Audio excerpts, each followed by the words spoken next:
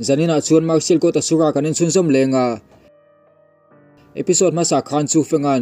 Blue Robe spiritual master ka kai thule profound realm level 8 akai ngal ti kan clear ho towa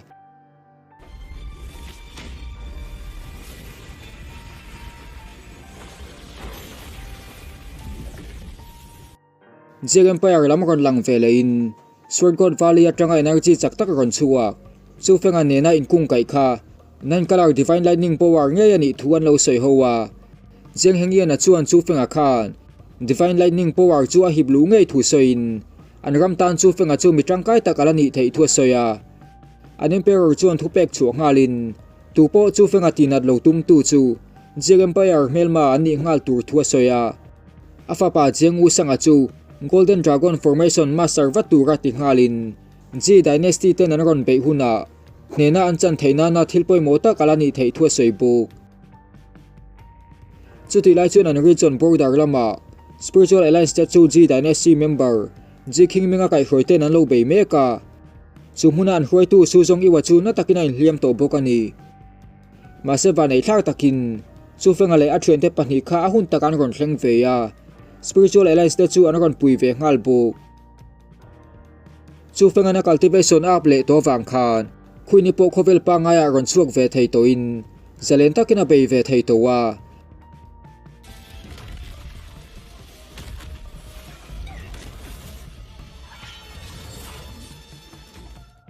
suzongi wa chuan Ji Dynasty te chu an ancestor pakhat local ve ya anin nga vek thu soin tuna po an ancestor le anaw te thren khat chuan an alliance te chen amun puyan be mek thua soya Spiritual Alliance te anti chiat vek thei chuan anta 9 province of be chu alol sam to don hle ni anin rin ma an ron be wangin an alliance leader chuan tlan che tur le an sa himna jong tura ti thua soya atu khre chuan chu fenga chu ati thin rim hle ya su jong i wa chu lo chol hadam tura ti in Spiritual Alliance te chu ti chiat an ni lo tur thua soibu chuti lai chuan khuini te po kha an lo line be meka khuini chu achan thazo ka tangin jiking menga chuan an helo hleya phakar chole in anaute spiritual power chu a hip sak le veka amai ti changna na mangani mase chu fenga kha ahun taka ron thleng vele in ache dante nom taka wang chuan Asura demon x mangina ron thajui ngalani chu huna Ji Dynasty member te an tha vek nuwa chu fenga chuan an alliance te chen na mun lampana tuma an alliance te chu Ji Dynasty mi le sa spiritual power nei ve tho spiritual guild polami te chuan an lo hual bet vek towa an ho tu nu chu GC in heavenly realm level 7 akai towa an in ven na formation chu ti chiat an lo tum mek ani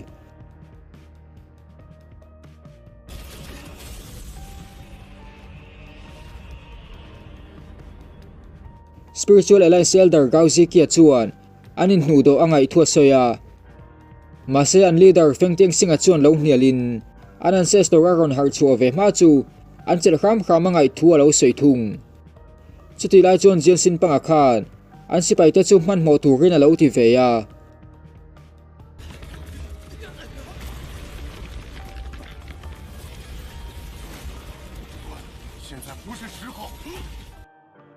anin vena bearer chuan a dai rei to don lo ti chu fenga chuan ron hrengalin a thren te chuan in ven na ti chetum tu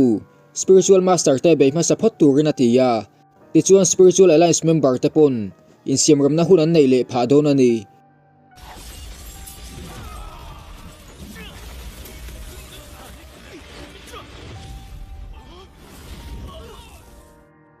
Ji sin pangale ji yen te po lo mai big lowin chu fenga chu lo be ve thu tan tuma ma se khuni le midang chuan lo veng ve ngalin adin hne tok hle ya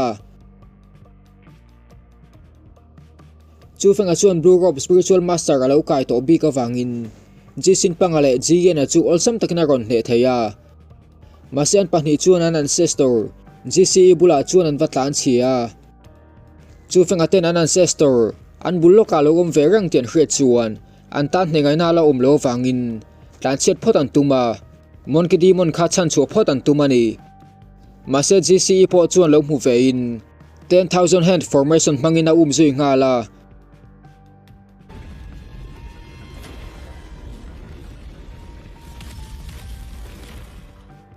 chu fenga te chuan na chu avaman thei mai ba ka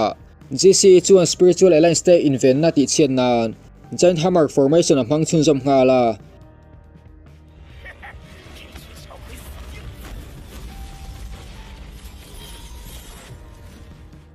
chuti lai chuan spiritual alliance te ancestor chu ron thleng ve hlolin no pang mela lo pule vek towa a ming chu gutian chen anin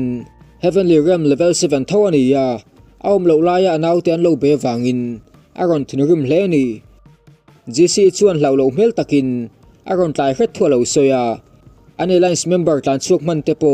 an thi vek to tur thua soya ni ma se chu fenga chuan ji king minga thil pakhat hi ron the chuakin GC chuan tlan cho tum te that tura tir anau te jok chu athi jok an tang te kha thiam nga la ancestor pahni te chuan go sural mami million tak hi samon ve ve in anin be zui ngal buk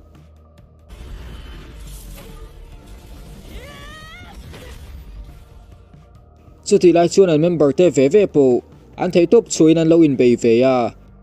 chu fenga chuan an alliance member te chuan an dang rei thei don lo te khriata wangin mon kidi mon kha han chan chu wada tuma asura to war lam chuan panta ni ziling chu to war chunga lu phal sakani velo wangin chu fenga chuan alo chu hun lo ngak turina ti ya level lina thlen rol chuan mon kidi mon khana ron pan le nga la chu fengan profound realm level 8 alo kai to ti le blue robe spiritual master alo ni to te khret chuan makati hle ya asura demon expoin chu fenga chu anei tuwa athlang te khret chuan mon kidi mon chuan maktile zualin ama ngei po chuan asura demon x chu voice chuang nei tuma be to thua soya ma se hlo thling ngai lo ani athil ti ro pui takte wangin mon kidi mon chuan u anga ain tur thua soya athupek te po azom tur thua soibuk chu thua khret chuan chu fenga chuan ama sa in mi than khat nuai chimi ngai anom thua soya mon kidi mon chuan teleportation formation pakhat asura demon tower pona chuan siam turina ti ya ti chuan azalen ve theidon ani ma se chu formation chu a harem awangin master theitur chuan ni somvel azira ngai rin thu mon kidi mon chuan asoya ma se khuni kha ronin lar vele thutin formation chu a master sakngal thei thua lo se ani chu fengan asura spiritual soul pakhat alo pai reng ti mon kidi mon in a khret chuan makati le zuala chuti lai chuan to war pon lama ancestor te po chu an lo line be meka an taksa le an thil samon chu in thunzom tirin an chakna an ti pung ve ve ni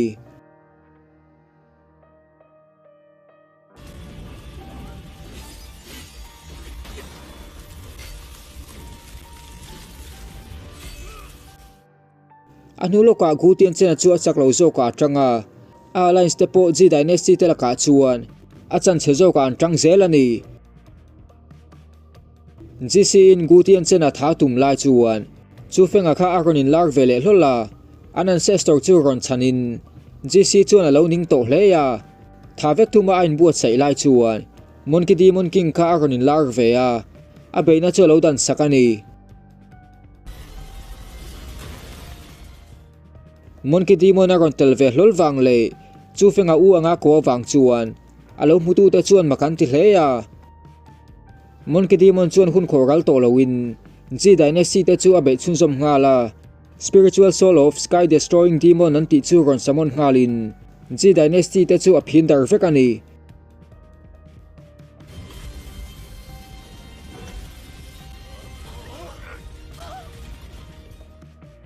an boina ten chin fel hnu chuan an ancestor chuan chu fenga chu lawm thua hrila chu fenga chu na kirle ngal tur thu soin khinglong sek lampana sumei le surau-i va Chhanchhuak tumani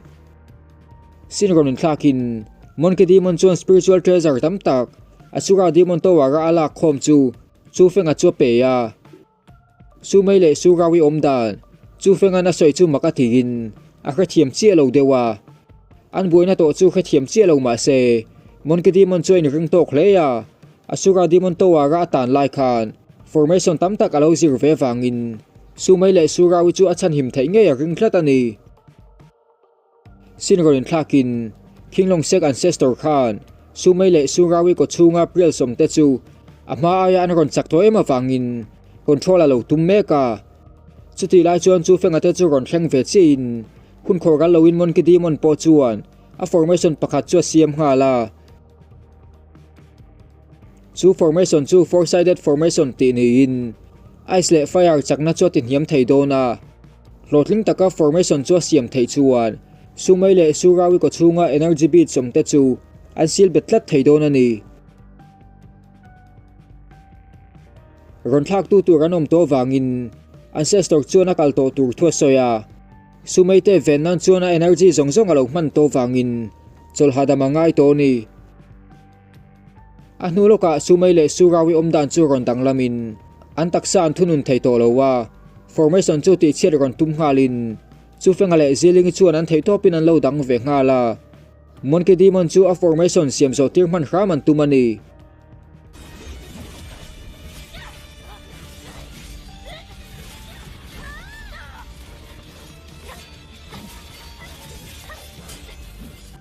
tina thlau tak chunga an ron beina lo in ven ringot an ngai wangin chu fenga le ziling chuan be har sa an ti zual hleya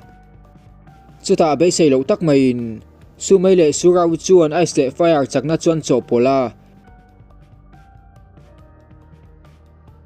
chu fenga le ziling chuan defensive technique lo mang ve ngalin mon ki di mon information a siam zo ma chu an thei to pa lo ven himan tumani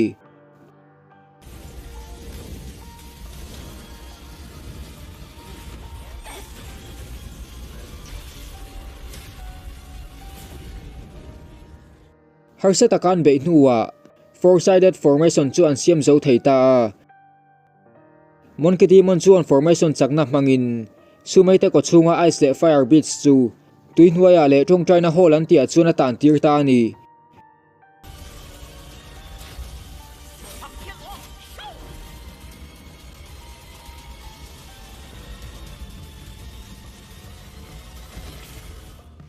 chumi zan chuan chu fenga chuan kinglong sek chu siam that le adu thua soya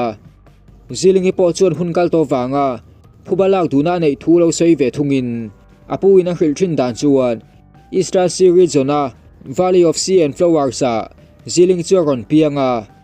masezi chungko te chu an tha veka wangin apu in 9 province a chuan ron tlan chet pui thua soi ni athu soi hre chuan chu fenga po chuan phuba alalak pui ngei tur thua tiama episode 17 chu top ta ni